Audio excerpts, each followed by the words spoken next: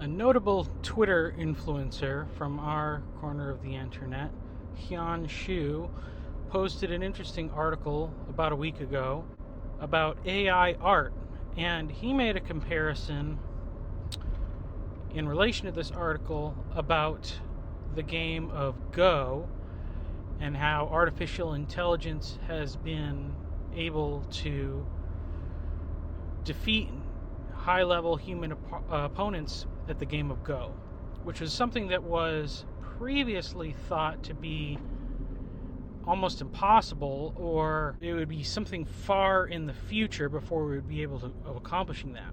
Because if you're not familiar with the game of Go, it's probably as close as you can get in a board game to a game that Jordan Peterson describes when he talks about in his lectures about Piaget. It's a game where you just say, you go first. And there are, of course, rules in the game of Go, but essentially, in a 19 by 19 square grid, players take turns placing stones of different colors, white and black, anywhere they want on that board. And the goal is to capture as much territory on that map as possible in a way that is defensible. And there's certain rules and tactics to the game that make it so that your territory is secure. So when people tried to figure out how computers could win this game, it was a very difficult problem. Now, on a smaller boards, sometimes people practice on a board that's 9 by 9 or 11 by 11 or maybe 15 by 15. The smaller the board, the better success the computer opponent would have. But when you get to the full-size board, it was extremely difficult. As a novice, I could attest that it was very easy to beat the computer on the full-size Go board because it's just too much space for it to be able to determine what its next best move is, and there's too little data for it to determine what your next moves are going to be. And there's some statistic like the amount of possible Go games is like more than all the atoms in the universe or something crazy like that. But now artificial intelligence can routinely beat high-level players. And how are they doing this? They're doing this by simply looking at a backlog of all the games that have ever been played between human opponents, or at least that have been documented and put in their database. And by looking at that vast amount of information, they can quickly sort through all the games where the data is or is not relevant to the current game that's being played. So every time you put a piece in a certain place, that would summon to the memory of the computer a certain number of games and eliminate a different number of games. So with that huge advantage, the computer can beat it. And the AI art thing works in a similar way, of course, because it's not generating art from scratch. It's generating art based on databases of thousands and thousands and millions of pictures that are already available to it on the internet, things that are searchable through keywords, and then when you use keywords to search for a particular image, it can call those up and it can give you some sort of interesting representation. And I've messed around with this quite a bit lately because it's kind of fun. It's a fun way to make a quick thumbnail for a video. You know, you can make one of these Paul Vanderklay titles with a bunch of weird words and put it into an AI art generator and it'll come up with something kind of cool. So that's fun, but it's not truly creative. It's basically relying on the creativity of what's already come before it. And so this is the pattern that AI, which is not really art intelligence, but the way that it's using that pattern to produce results that are appealing to people and that seem to be within the range of what they're expecting and what they're desiring. And I was thinking about how this could be applied to other things, and particularly philosophy, theology, world religions, and what it would come up with. And my theory is that it probably would result in sort of the same problem that I see with Joseph Campbell.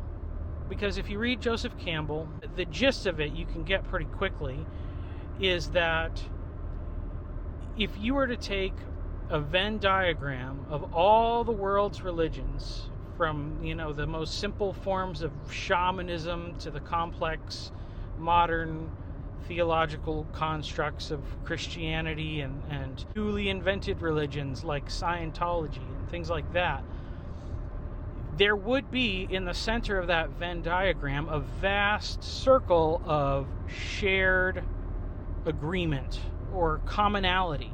And I think that what Joseph Campbell concludes in his approach to comparative mythology is, don't worry about the details on the outside. Look at all the things that are here and that are common and are central. And he says, like, this is what we need to grasp in our society going forward. This is what we've lost. Modernity is outside of that bubble, you could say. But all the religious worldviews are partially or perhaps completely within that diagram. You could say, well, it's important that you have something that's in that diagram in your life. But is that really the most important thing? Or is it the things that are on the outside, the distinctions between those religions that really matter?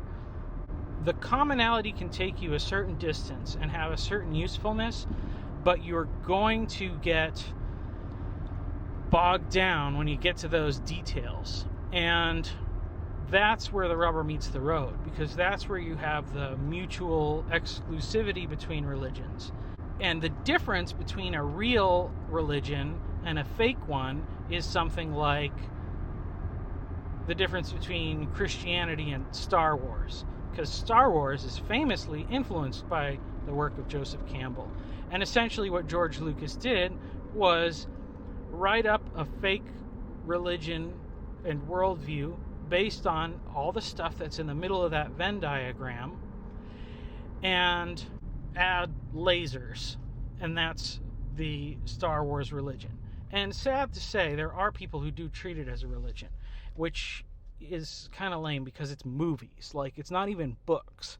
And of course, those people were very disheartened when the movies, being the most canonical thing about the religion, the new ones came and erased a lot of what they perceived to be the potential fulfillment of their religion. Because many books have been written, but as soon as a movie drops, all that is just fan fiction. And my thought was, what's going to happen when artificial intelligence really digs in and applies this sort of thinking to things? Because what it's going to end up saying, and as lawmakers begin to rely on tools like artificial intelligence, it could very well be the case that they say the state religion must fall within the parameters of this Venn diagram, and anything that's on the outside is cause for potential strife and disorder and must be abolished or removed. And I have a feeling that very many religions will acquiesce to demands such as that. There are officially sanctioned versions of many religions in China, but what is lost is the distinctions. The things that make them unique are the things that remove. And in that sense, you could say every officially sanctioned religion in China overlaps on a Venn diagram with the official stance of the Chinese Communist Party. Of course, what happens to those within China who hold to a religion of some distinction is that they are persecuted. And this very much could be the case in the future. If if people use these tools in these ways. There is some kind of craziness to the idea that we would trust artificial intelligence as being more objective or more honest, because it's still created by people, and everything that it draws on is information that it receives from people. So we have to be careful. And I think that this is evident in the AI art. It always comes down to the hands and the fingers, because I've noticed that there's a lot of images that are created that look like a real picture somebody might have drawn or painted, but then you look at the hands and the fingers and they're always like in a weird place, because if you create an amalgamation of 1,000 images of people, the faces are going to be in the same place, the eyes are going to be in the same place within the face, the nose is going to be in the same place within the face, the general shape of the body is going to be consistent in its shape, but hands and fingers move and they express different things in different images, and that's where the pictures would get real fudgy, and you'll have like these weird nubs like sticking off in weird directions, and it's the tell that gives it away as being fake. So there may be in the future a religion that, for the most part, is very convincingly compatible with all the things that have come before. But when we look closely at the digits, at the fingertips, at the extremities of that system, it's going to be weird, and it's going to start to fall apart a little bit. And I think we need to keep that in mind and have the presence of mind to realize maybe that's the telltale sign that this is not what it appears to be.